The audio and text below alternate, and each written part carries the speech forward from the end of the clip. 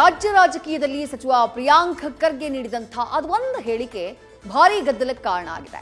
ಕೇಂದ್ರದಲ್ಲಿ ಕಾಂಗ್ರೆಸ್ ಅಧಿಕಾರಕ್ಕೆ ಬಂದ್ರೆ ಆರ್ಎಸ್ಎಸ್ ಬ್ಯಾನ್ ಮಾಡ್ತೀವಿ ಎಂಬ ಮಾತಿಗೆ ಕಮಲ ನಾಯಕರು ಕೆಂಡಾಮಂಡಲರಾಗಿದ್ದಾರೆ.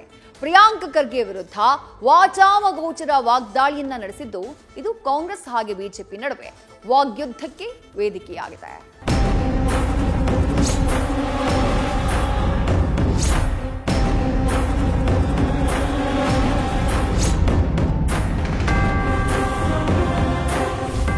ಪ್ರಿಯಾಂಕ್ ಖರ್ಗೆ ಅಲ್ಲ, ಅವರ ಇಡೀ ಖಾನ್ದಾನ್ ಬಂದರೂ ಆಗಲ್ಲ.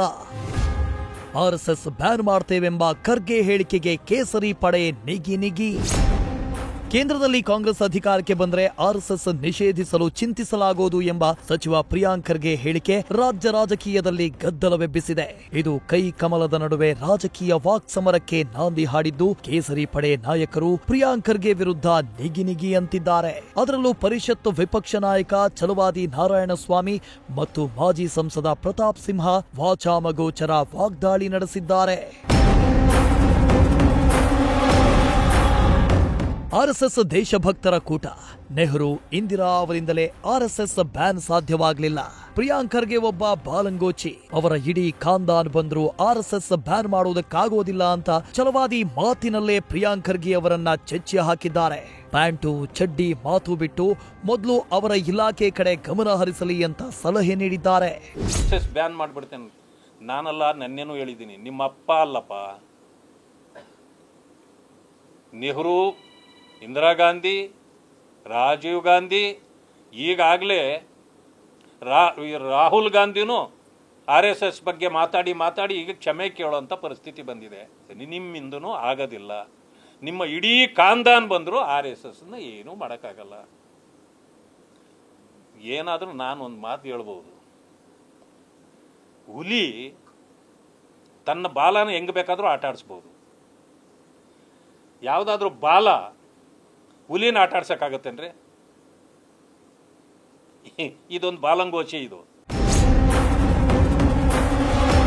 ಬಹಿರಂಗ ಚರ್ಚೆಗೆ ಬನ್ನಿ, ಖರ್ಗೆ ಲಾಡ್ಗೆ ಸಿಂಹ ಪಂಥಾಹ್ವಾನ.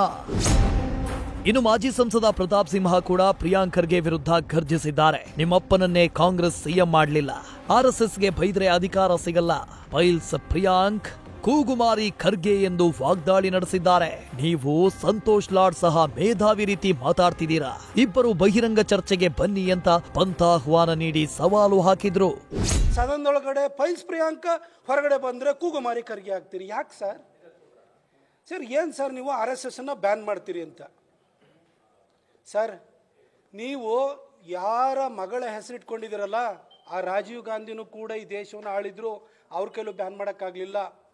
ಆ ರಾಜೀವ್ ಗಾಂಧಿಯನ್ನು ಹೆತ್ತಂತಹ ಇಂದಿರಾ ಗಾಂಧಿ 16 ವರ್ಷ ದೇಶ ಆಳಿದ್ರು, ಅವರು ಬ್ಯಾನ್ ಮಾಡಿದ್ರು. ಆದರೆ ಅಧಿಕಾರವನ್ನೇ ಕಳ್ಕೊಳ್ಬೇಕಾಗಿ ಬಂತು. ಸೆಮಿ ಕಂಡಕ್ಟರ್ ಯೂನಿಟನ್ನು ಮಾಡಬೇಕಿತ್ತು. ಯಾಕೆ ಸರ್ ಹೋದ್ರು? ಕರ್ನಾಟಕದ ಸಾಫ್ಟ್ವೇರ್ ಉತ್ಪನ್ನ ಮತ್ತು ಎಕ್ಸ್ಪೋರ್ಟ್ ಏನಿದೆ ಅದು ಯಾಕಾಗಿ ಹೆಚ್ಚಳ ಆಗ್ತಾ ಇಲ್ಲ ಅಂತಿರಲ್ಲ, ಯಾಕೆ ಮಾಡ್ಬೇಕು ಹೇಳಿ ಸರ್?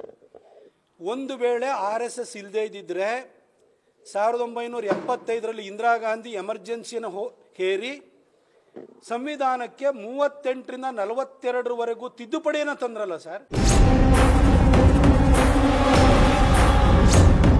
ಒಟ್ಟಾರೆ ಕೇಂದ್ರದಲ್ಲಿ ಅಧಿಕಾರಕ್ಕೆ ಬಂದ್ರೆ ಆರ್ಎಸ್ಎಸ್ ಬ್ಯಾನ್ ಮಾಡ್ತೀವಿ ಎಂಬ ರಾಜ್ಯದ IT-BT ಸಚಿವರ ಹೇಳಿಕೆ ಕಾಂಗ್ರೆಸ್ ಬಿಜೆಪಿ ನಾಯಕರ ನಡುವೆ ಕಿಡಿ ಹೊತ್ತಿಸಿದ್ದು ಜ್ವಾಲೆಯಾಗಿ ಉರಿಯುತ್ತಿದೆ. News first bureau. News first, ನಿರ್ಭೀತಿಯಿಂದ ನಿಮ್ಮ ಪರವಾಗಿ.